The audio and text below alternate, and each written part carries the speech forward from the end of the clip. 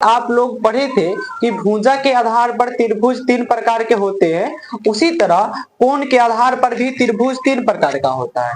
तो जो पहला कोण के आधार पर त्रिभुज होता है ये है बाबू न्यून कोण,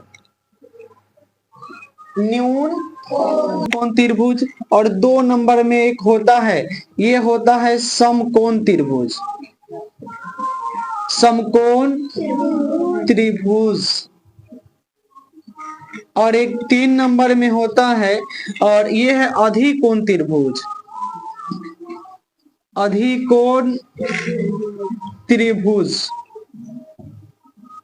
देखिए कोण के आधार पर त्रिभुज 3 प्रकार के होते हैं।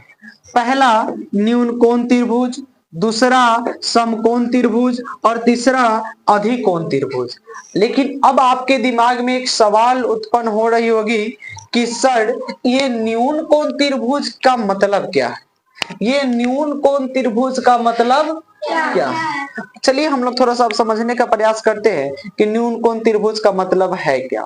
देखिए ऐसा त्रिभुज जिसका कोई एक कोण वैसा त्रिभुज जिसका तीनों कोण 90 डिग्री से कम हो। आप पढ़े हैं कि वैसा कोण जो 90 से कम हो। तो अगर हम एक ऐसा त्रिभुज बना दे,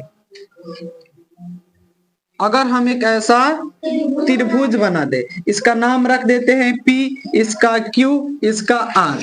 देखिए यहाँ पे अगर ये 60 डिग्री हो, यहाँ पर भी ये 60 डिग्री हो और यहाँ पर भी अगर ये 60 डिग्री हो, तो आप एक बात बताइए कि इसके जो तीनों कोण है इस त्रिभुज का ये 90-90 से कम है कि नहीं।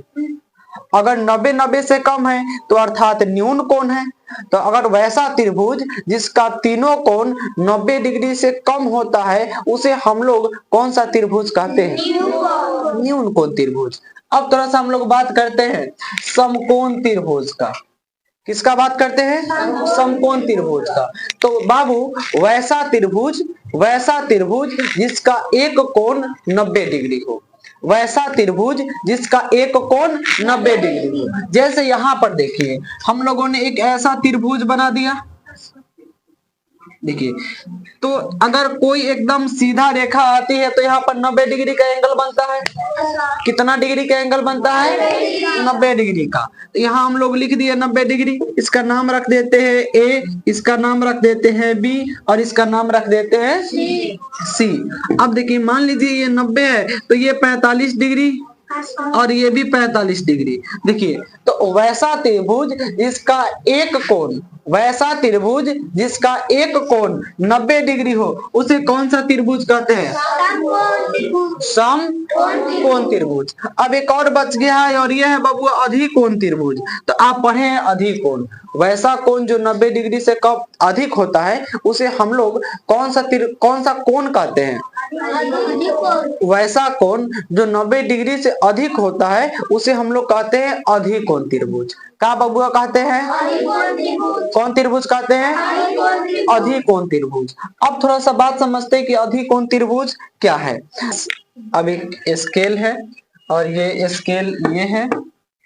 एक रेखा हम लोग यहाँ से यहाँ तक बना दिए और एक रेखा हम लोग ऐसे बना देते हैं, थोड़ा सा ऐसे,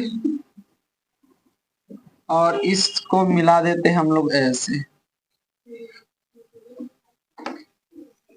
इसको मिला देते हैं हम लोग ऐसे।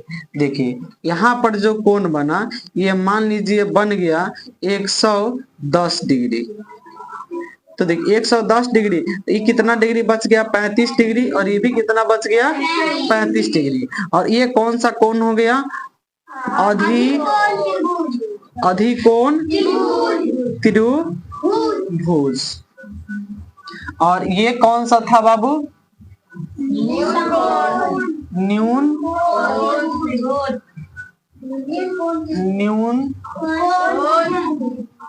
कोण त्रिभुज।